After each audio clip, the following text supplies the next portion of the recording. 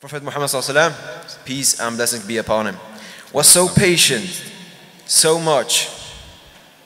And how was his answer when he gets so much torture, so much hardship? And how should we be patient in this community we are living in now? As he has been tortured, the Prophet Muhammad ﷺ, so much and in Mecca. So how should we be patient? How should we react in this community? Jazakallah khair. MashaAllah, MashaAllah. Great question. Jazakallah khair. Thank you. You're rock. You're the man. I like the question. Because it applies to us today. It applies to the Muslims everywhere.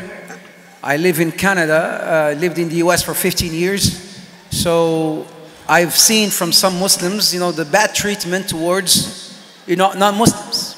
Calling them names, betraying them and whatnot. And I say, this is not from the etiquettes, the adab, and the akhlaq, and the manners, and moral behaviors of Islam and the Muslims.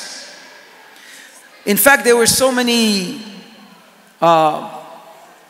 Muslims who embraced Islam, and they came back saying, had we learned Islam from Muslims, we wouldn't have become a Muslim.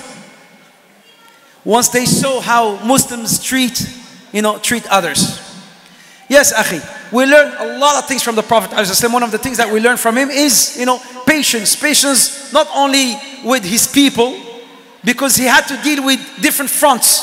Even front with the hypocrites who spoke his language, who claimed that they believed in him, yet they harmed him indirectly. Those were more dangerous than the non-Muslims, because the non-Muslims, he knew who they were.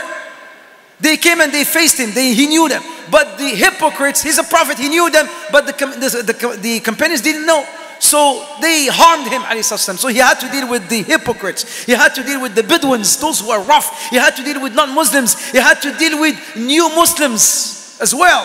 How to treat them and kindly and whatnot. He had to deal with so many fronts, and he showed so much patience. Came this guy who choked him once. He choked him when the Prophet was distributing the booties, the spoils of war. And then came, he says, me. How about me? And then he choked him. He's a Bedouin, Arabi yani. Bedouin from the Bedouin of Mecca. How about me? And then he choked. The Prophet says, Wallahi, I have left nothing from me. It's all yours. Take it. It's all yours. I have not left nothing from me. Not for my kids, not for my children. It's all yours. Sabr. Came a man one day. Here's another question about patience. Came a man one day who came into the Prophet's masjid. I want to ask you a question. Can I ask you a question? Yeah, can you come to the mic? You go to a mosque? Yeah. Which mosque do you go to?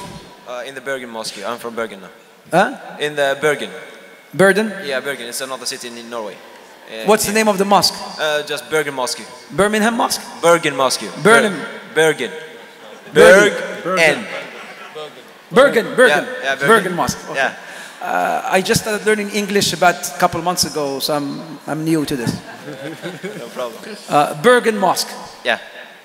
So you go to Bergen Mosque, you go pray, let's say you go there for Fajr.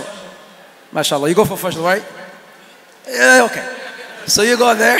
In Ramadan, yeah. In Ramadan. So you go for Fajr, and then you enter the masjid, and then you find one brother from anybody, like Somalia. Okay.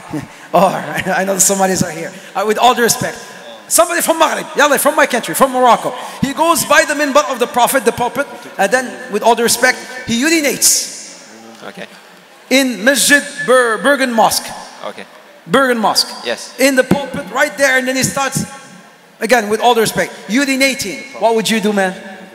Well, that will be a hard time, but you have to be patient. You will have patience with him? Inshallah.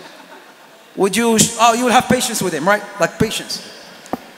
I will be patient. That patience. Nah. This is what happened in the life of the Prophet. Came a man, and I agree with you. Came a man, Bedouin again. He's a Bedouin Arabi.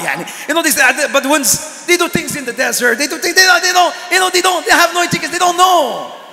So he comes in the midst of the masjid, the center of the masjid, and then he goes urinating where people pray. Came the Sahaba, the companions, they jumped on him, beating him up, and the guy says, "What's wrong with you guys?" "I'm just urinating. What's wrong with that?" And then the Prophet comes, and then he pushes them away. Sabr, sabr, sabr, sabr, patience, what's wrong with you? And then he goes, go finish your thing. Finish, he tells him to finish. And then the man says, somebody who understands? Yeah. So he goes and he started finishing his thing. When he finishes, the Prophet goes to him and he says, this is a mosque. We don't do this in a mosque. If you want to do it in a... And then the man says, thank you. Allahumma arhamni warham Muhammada wa la tarham ma'ana ahada. Oh Allah, have mercy upon me and Muhammad, and have mercy, no mercy upon those who wanted to beat him up. Patience in everything, ya Sheikh. So now comes here, you go to school, you go to work. You may find someone who will come to you and call you, you Muslim. Like, in North America, you Muslim. Yo, Mohammed, Muslim. What's up with your beard, you Muslim? And they're calling you names and stuff, right? I don't know about here in Norway, I don't know if they respect it much. I don't know. But in North America, sometimes you have those people who want to, like ridicule for, well, Mohammed, you Muslim, you this and that and that. So what are you going to do with those guys? And they come to, oh, sisters wearing hijab, with the abaya. Oh, yo, ninja. And they call her ninja. What would you do now, huh? You see, there's certain things, right? Certain, you have to act accordingly. I'm not saying go and, what? Muslim, let me show you what a Muslim can do. Right. I'm not saying do that, my friend. Right. Say, let me tell you about Islam. And it's not Islam, it's Islam. Right? Let me tell you. And it's for me, it's when I get that, for me it's an opportunity to give da'wah to people. I know they're going to try to push you on those buttons, to try to fuel you. But, this is exactly what, you need that time to go and say, oh, this is an opportunity for me to give da'wah. This man does not know. She doesn't know. But you know what? I'm going to be patient with them. Talk to them about the beauty of Islam. They're going to come and ask you about questions maybe about why Islam allows you to marry 4 women. They all ask that question. The very first thing is, oh, you Muslim marry 4 women. He says, you know what? I'm not married to 4 women, am I? And then, let me talk to you about something else. Let me tell you about Islam first of all. I talk to them about the beauty of Islam, prophets, why prophets being sent to different, Prophet Jesus being sent to people, why Prophet Jesus was sent to the people, why Prophet Moses was sent to the people, why Prophet Ibrahim and Prophet Muhammad had miracle. What is his miracle? Talk to them about this. This is for me to da'wah, but it requires some hikmah, wisdom, and some patience. Right. That's what I have to say. I mean, this is like an open-ended question. There's so much I can say, but I hope you get the point, inshallah. I got it. May Allah bless you.